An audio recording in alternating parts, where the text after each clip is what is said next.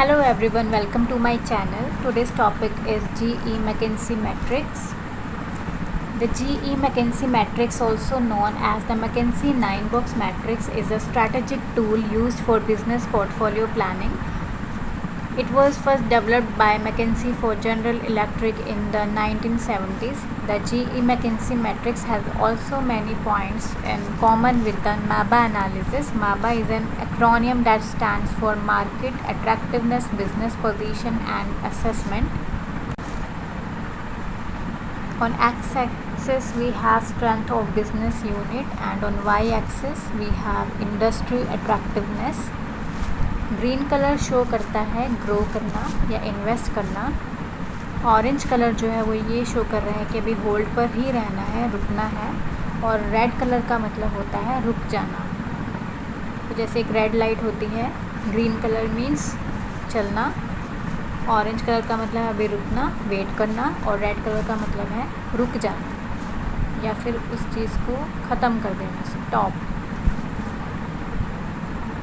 अगर industry attractiveness जो है वो हाई है और strength of business unit strong है, इसका मतलब होता है कंटिन्यू करना, ग्रो करना.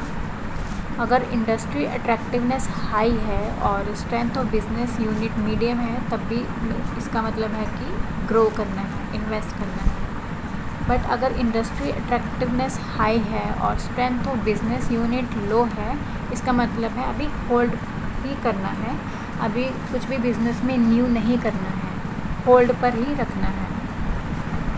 अगर इंडस्ट्री अट्रैक्टिवनेस मीडियम है और strength of business unit strong है, तो भी इसका मतलब है ग्रो करना या इन्वेस्ट करना. अगर इंडस्ट्री अट्रैक्टिवनेस मीडियम है और strength of business unit is also medium, it means to hold, अभी होल्ड पर ही रखना है बिजनेस को. इंडस्ट्री अट्रैक्टिवनेस मीडियम है और स्ट्रेंथ ऑफ बिजनेस यूनिट लो है, इसका मतलब होता है हार्वेस्ट करना. हार्वेस्ट का मतलब है स्टॉप हो जाना, रुक जाना या फिर बिजनेस को ख़त्म कर देना. अगर इंडस्ट्री अट्रैक्टिवनेस जो है वो लो है और strength of business unit strong है, इसका मतलब होता है hold. If strength of business unit is medium and industry attractiveness is low, it means to stop.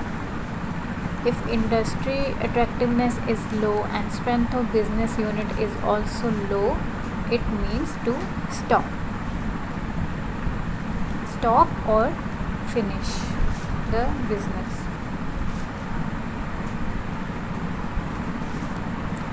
Market attractiveness. Market attractiveness deals with different external factors: long run growth rate, industry size, industry profitability, entry barriers, exit barriers, supplier power, buyer power, threat of substitutes and available complements, industry structure, product life cycle changes, changes in demand. Competitive strength focuses on internal factors and ability of the SBU to overcome specific issues with the market and competitors. Different internal factors that need to be considered include assets and competencies, brand strength, market share growth and customer loyalty.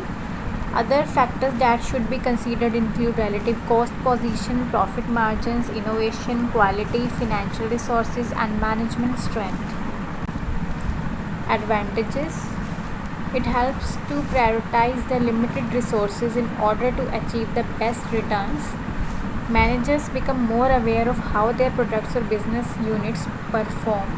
Identify the strategic steps the company need to make to improve the performance of its business portfolio. तो इसके फ़ायदे ये हैं कि manager को पता चल जाता है कि उसका जो बिज़नेस है वो कैसा चल रहा है, लॉस हो रहा है या प्रॉफिट पे चल रहा है, कब उसे इन्वेस्टमेंट करनी है या कब बिज़नेस को स्टॉप कर देना है या कब होल्ड पर रखना है.